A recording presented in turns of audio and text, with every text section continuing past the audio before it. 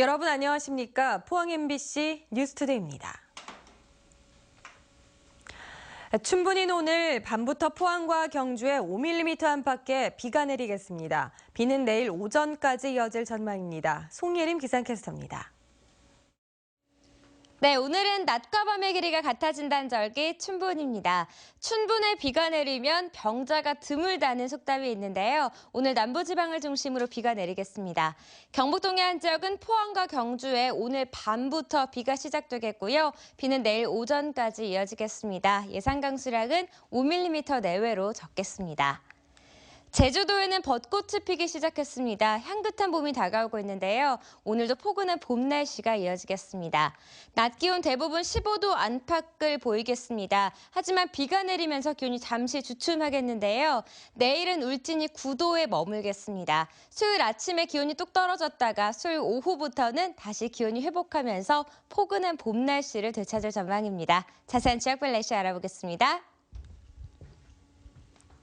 오늘 아침에는 맑지만 점점 흐려지겠고요. 포항과 경주는 밤부터 비가 내리겠습니다. 낮 기온 울진이 14도, 그 밖의 지역은 15도가 예상됩니다. 울릉도와 독도 지역 구름의 양 적다가 점차 많아지겠는데요. 낮 기온은 울릉도가 13도, 독도 11도입니다. 동해 중부 해상은 점점 흐려지겠습니다. 바다의 물결 최고 2.5m까지 일겠습니다. 동해 남부 바다는 오후 한때 비가 오는 가운데 바다의 물결 최고 1.5m로 비교적 잔잔하게 일겠습니다. 당분간 포근한 봄 날씨가 이어질 전망입니다. 날씨였습니다. 경주에서 강진이 발생하고 원전 사고에 대한 불안감도 커지면서 다가올 대통령 선거에서 원전과 관련된 논의가 본격화되고 있습니다. 문재인 더불어민주당 전 대표가 월성 1호기 영구 폐쇄 의사를 밝힌 데 이어 심상정 정의당 후보는 탈핵 시대를 공약하고 있습니다. 김영일 기자가 보도합니다. 지난 1월 문재인 더불어민주당 전 대표는 지난해 강진이 발생했던 경주 진앙지를 방문했습니다.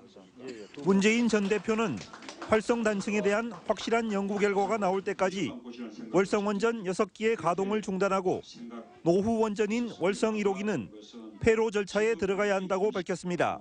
월성 원전 1호기는 저는 아예 연구 가동 중단하고 폐로 절차로 저는 들어가야 된다고 그렇게 생각합니다.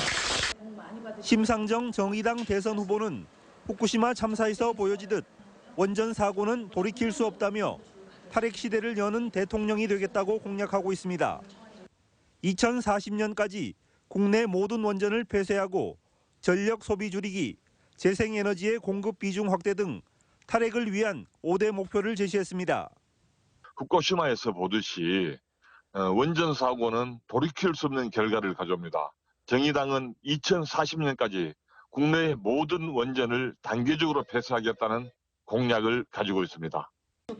또 전국 탈핵 관련 단체들이 모여 이번 대통령 선거에서는 핵시설 인근 주민들의 여론이 정책과 공약에 반드시 반영돼야 한다며 목소리를 높이고 있습니다. 우선 정부가 졸속으로 추진하고 있는 고준위 핵폐기물 관리 계획을 전면 재수립하고 방사선 비상계획구역의 재설정, 원전 인근 주민의 이주대책 수립 등 7대 요구사항을 제시하고 있습니다. 탈핵 문제가 그동안 그렇게 많이 대선에서 중요한 쟁점이 되지 못했습니다.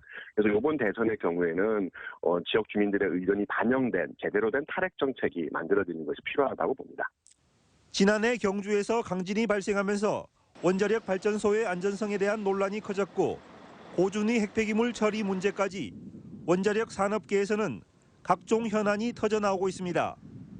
원전과 관련된 대선 후보들의 다양한 공약이 앞으로 정부 정책에 어떤 변화를 가져올지 관심을 모으고 있습니다. MBC 뉴스 김혁일입니다. 김관영 도지사가 지난 14일 대권 도전을 선언한 직후 시작한 휴가가 길어지면서 경상북도가 김장주 행정부지사의 도지사 직무대리 체제로 전환했습니다. 그제 자유한국당 대선 후보 경선 1차 컷오프를 통과한 김관용 지사가 오늘 2차 컷오프까지 통과할 경우 본 경선이 종료되는 이달 말까지 부지사의 직무대리 체제가 이어집니다. 경상북도는 오늘 아침에 김장주 부지사가 주재하는 실국장회의를 열고 가축 전염병 차단과 중국 사드 보복에 따른 피해 등 주요 현안을 점검한다고 밝혔습니다. 경상북도는 사드 배치와 관련해 피해를 본 업체를 위해 중소기업과 소상공인에게 긴급 경영안정자금 200억 원과 신용보증 100억 원을 긴급 지원한다고 밝혔습니다. 긴급 경영안정자금은 업체당 5억 원까지 대출이 가능하고 이자 2%는 1년간 경상북도에서 부담합니다. 또 경북신용보증재단의 사드 특례 보증은 업체당 1억 원, 소상공인은 5천만 원까지 보증을 지원해 지역 수출기업 등의 어려움을 해소하기로 했습니다. 오는 5월 9일 조기 대선이 치러지는데요. 4말 5초라고 불리는 징검다리 연휴에 최대 11일의 황금 연휴까지 만들 수 있어 투표율에 관심이 쏠리고 있습니다. 김은혜 기자입니다.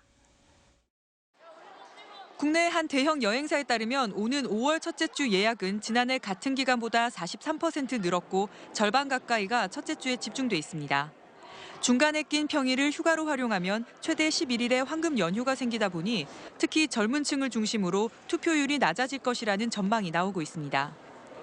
하지만 아직까지 대선일을 포함한 여행 예약에는 큰 변화가 없다는 게 여행사나 항공사들의 반응입니다. 미주, 유럽 등 장거리 노선은 일찌감치 예약이 끝났고 단거리 인기 노선인 중국 여행이 위축되면서 해외보다 국내 여행을 더 선호하는 분위기입니다. 여행 문의나 예약이 크게 늘어나는 등 아직까지는 가시적 영향이 별로 없는 것 같습니다. 중국 여행이 위축되면서 오히려 국내 여행이 조금씩 증가하고 있는 추세입니다. 탄핵 정국을 거치며 젊은 층의 정치 참여 열기가 높아 긴 연휴의 영향이 적을 것이란 분석도 있습니다. 공휴일과 겹쳐 있지만 대통령 선거에 처음 사전투표제가 도입된 것과 투표 시간이 2시간 긴 점도 주목할 대목입니다. 그러한 열기가 선거에서 투표 참여로 이어지는 동력이 될 것이다. 보수 후보가 열세를 면치 못할 경우에 그 보수 유권자가 과연 투표장으로 오겠느냐, 이런 면에서는 투표율을 떨어뜨릴 수도 있겠다라고 하는 우려는 조금 남아있죠. 헌정 사상 처음으로 5월에 치러지는 19대 대통령 선거. 새로운 정치에 대한 유권자들의 관심과 참여가 어떤 형태로 나타날지도 대선 관전 포인트가 되고 있습니다. MBC 뉴스 김은혜입니다. 포항교육지원청은 폐교된 학교가 농어촌의 흉물로 전락하지 않도록 관리 강화에 나서기로 했습니다. 교육청 직원들은 지난주 구룡포초 군안분교와 대보초 강사분교 등 폐교에서 환경정화 활동을 벌였으며 각종 민원을 방지하고 폐교가 흉물로 방치되지 않도록 앞으로 적극적인 관리를 하기로 했습니다. 중국의 철강 생산량 축소 방침에 대해 국내 철강업계의 반응이 엇갈리고 있습니다.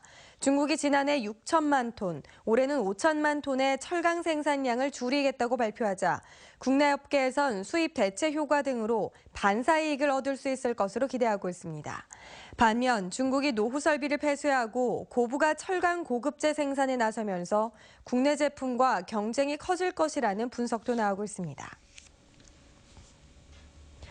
명예퇴직을 한 교사가 다시 기간제 교사로 재임용되는 이른바 회전문 취업이 여전한 것으로 나타났습니다. 경북의 경우 명퇴수당과 연금을 챙긴 명퇴교사의 무려 4분의 1이 교단에 복귀했습니다. 홍석준 기자입니다. 지난 4년간 명예퇴직한 경북의 교사는 초중고를 합쳐 모두 1,790명. 이 가운데 24%인 440명이 기간제 교사로 다시 채용됐다고 경북도 의회 윤성규 의원이 밝혔습니다. 이들은 평균 8천만 원의 명퇴 수당을 받고 퇴직한 뒤 다시 5년차 교사 수준인 14호봉 임금으로 최대 3년간 기간제 교사에 재임용됐습니다. 이것이 과연 청년층 등의 고용 확대라는 기간제 교사 도입 취지에 부합한 것인지, 도덕성을 최우선하는 교육 현장에서 바람직한 현상인지. 재임용된 명퇴 교사들은 50대 후반에서 60대 중반이 많고 이 가운데 4분의 3은 초등학교에 몰려 있었습니다. 이에 대해 경북교육청은 초등교사 수급의 지역별 격차가 근본 원인이라고 해명했습니다. 지난 2년간 경북 지역 초등교사 임용 시험에 무려 160명이 미달했는데 농어촌이 많은 경북과 전남 등은 초등교사 구인난이 만성화돼서 명퇴교사 활용이 불가피하다고 설명했습니다. 교통이 불편한 농어촌 오지에 여러 차례 모집 공고에도 불구하고 지원자가 없는 경우가 많습니다. 신규 교사들의 교직 진출 확대라는 교원 명퇴 제도의 취지가 전례를 찾아보기 힘든 회전문 재임용 앞에서 무색해지고 있습니다. MBC 뉴스 홍석준입니다. 중소기업청과 중소기업진흥공단은 정책자금 브로커를 근절하기 위해 전자서명 제도를 시행하기로 했습니다. 또 자금 신청 단계에서 사전 상담 예약 제도를 운영하고 온라인 운용자 신청 시스템에 자금 신청 매뉴얼 동영상을 게시합니다. 특히 중소기업이 정책자금 브로커를 불법 이용하면 6개월에서 3년간 정책자금 신청이 제한될 수 있습니다. 겨울 비수기 동안 중단됐던 울진 울릉항로의 여객선 운항이 지난 17일부터 재개됐습니다. 후포 울릉 노선에 투입되는 여객선 시플라워호는 최대 승선 인원 443명으로 후포 울릉 간 159km를 경쟁 항로 가운데 가장 빠른 2시간 20분대에 운항할 수 있습니다. 여객선사와 울진군의 협의에 따라 울진군민은 주중 30%, 주말과 성수기에는 20% 할인되며 군민 동반 3인까지도 할인 혜택이 주어집니다. 한편 강원도 묵호 울릉항로의 여객선 운항 재개는 예약 승객 부족으로 일주일 늦춰진 오는 31일 이뤄질 예정입니다. 농촌이 도시가스 공급 소외 지역으로 남아있고 공급이 돼도 요금이 비싼데 그중에서도 단독주택의 상황은 더 열악합니다.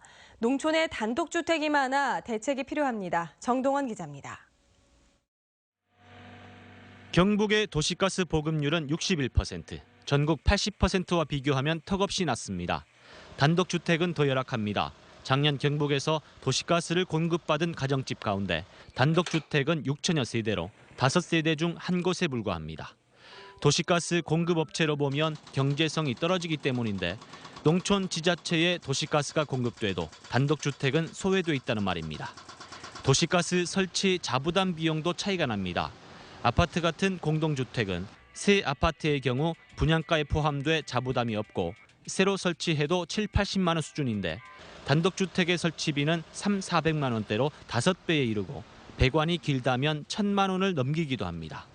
이런 단독주택의 자부담을 덜어주기 위해 경상북도가 2015년 9월 조례를 제정하고 저리로 융자해주는 기금을 마련했지만 지금까지 한 푼도 조성돼 있지 않습니다.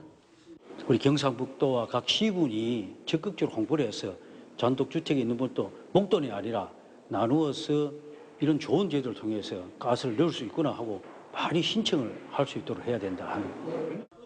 장 의원의 지적에 경상북도는 기금의 수요가 많지 않아 국비도 다 쓰지 못하고 반납하는 상황이지만 수요가 많다면 경북 자체 기금도 모으겠으며 이를 적극 홍보하겠다고 밝혔습니다. MBC 뉴스 정동원입니다. 울릉군이 행정자치부에서 실시한 2016 지방자치단체 에너지 절감 심사에서 대통령상을 수상했습니다. 울릉군은 행자부 평가에서 전년 대비 청사 에너지 절감률 24.5%로 전국 지자체 가운데 1위를 차지해 인센티브로 특별교부세 20여억 원을 받습니다. 울릉군은 겨울철 실내 온도를 18도에서 20도로 유지했고 여름철 전력 피크 시간대에는 불효불급한 전기 사용을 최소화했고 공공기관 조명의 80%를 LED로 교체했습니다. 경상북도는 39억 원의 예산을 투입해 포항 북부소방서와 경주소방서 등 7개 소방서의 낡은 굴절 사다리차를 교체했습니다. 새로 도입된 굴절 사다리차는 최첨단 기능을 갖춰 100m 거리에서 무선 조정이 가능하고 아파트 11층 높이 35m까지 인명구조와 화재 진압에 활용할 수 있습니다. 도내 11층 이상 고층 건물은 현재 4,100여 곳이지만 아직도 소방 장비는 허술한 편입니다. 한편 경상북도는 지난 2년 동안 노후 장비 교체에 615억 원을 투입했고 올해도 242억 원의 예산을 투입해 노후 소방 장비를 현대화하기로 했습니다. 현대미술은 기법과 소재뿐 아니라 재료에서도 다양성을 보이는데요. 생활 속에서 흔히 만날 수 있는 숯과 커피로 그린 그림전을 강재 아나운서가 소개합니다. 경쾌하면서도 묵직한 힘이 느껴지는 검은 선. 경북 청도 출신으로 프랑스에서 주로 활동하는 수채 화가 이배 작가의 작품입니다.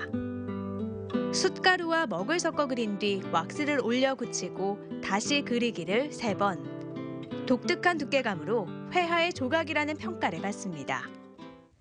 강렬한 색상의 장미는 커피를 내리고 남은 찌꺼기로 그렸습니다.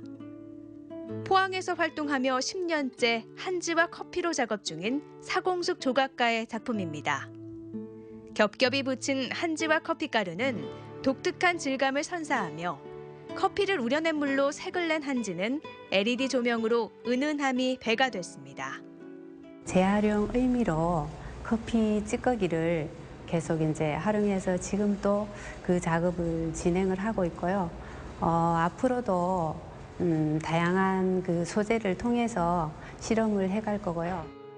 새로운 재료를 향한 작가들의 고민이 깊어질수록 전시 관람객들의 기대는 커지고 있습니다.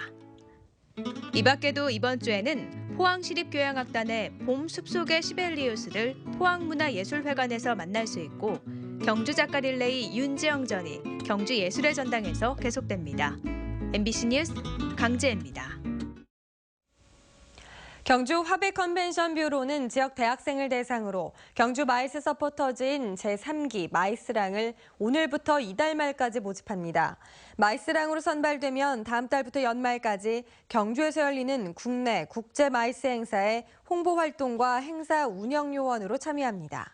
또 경주의 마이스 예비 인력 육성을 위해 실무자 강의와 마이스 인프라 견학 등 다양한 교육 프로그램도 진행할 계획입니다. 꽃가루나 먼지 때문에 발생하는 알레르기성 결막염이 연령별로는 10세 미만, 성별로는 여성이 많이 걸리는 것으로 나타났습니다.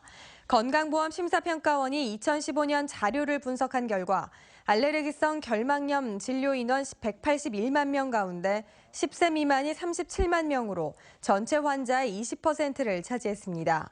성별로는 20세 이상에서 여성 환자가 남성 환자보다 배 이상 많은 것으로 조사됐습니다.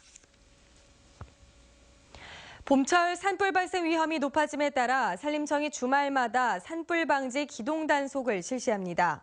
산림청은 산불 특별대책 기간인 다음 달 18일까지 주말마다 산림 인접 지역과 산불 취약 지역에서 불을 피우거나 논밭두렁을 태우는 행위 등을 집중 단속해 위반자에게 10만 원에서 50만 원 이하의 과태료를 부과할 방침입니다. 또 입산 통제구역 무단 입산과 산림 내 화기물 소지 행위 등에 대한 단속도 강화합니다.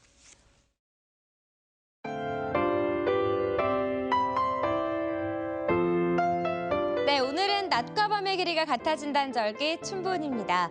춘분에 비가 내리면 병자가 드물다는 속담이 있는데요. 오늘 남부지방을 중심으로 비가 내리겠습니다. 경북 동해안 지역은 포항과 경주에 오늘 밤부터 비가 시작되겠고요. 비는 내일 오전까지 이어지겠습니다. 예상 강수량은 5mm 내외로 적겠습니다. 제주도에는 벚꽃이 피기 시작했습니다. 향긋한 봄이 다가오고 있는데요. 오늘도 포근한 봄 날씨가 이어지겠습니다. 낮 기온 대부분 15도 안팎을 보이겠습니다. 하지만 비가 내리면서 기온이 잠시 주춤하겠는데요. 내일은 울진이 9도에 머물겠습니다. 수요일 아침에 기온이 뚝 떨어졌다가 수요일 오후부터는 다시 기온이 회복하면서 포근한 봄 날씨를 되찾을 전망입니다. 자세한 지역별 날씨 알아보겠습니다. 오늘 아침에는 맑지만 점점 흐려지겠고요. 포항과 경주는 밤부터 비가 내리겠습니다. 낮 기온 울진이 14도, 그 밖의 지역은 15도가 예상됩니다. 울릉도와 독도 지역 구름의 양 적다가 점차 많아지겠는데요. 낮 기온은 울릉도가 13도, 독도 11도입니다. 동해 중부 해상은 점점 흐려지겠습니다. 바다의 물결 최고 2.5m까지 일겠습니다. 동해 남부 바다는 오후 한때 비가 오는 가운데 바다의 물결 최고 1.5m로 비교적 잔잔하게 일겠습니다. 당분간 포근한 봄 날씨가 이어질 전망입니다. 날씨였습니다. 네, 이상으로 포항 MBC 뉴스투데이를 마칩니다. 여러분 고맙습니다.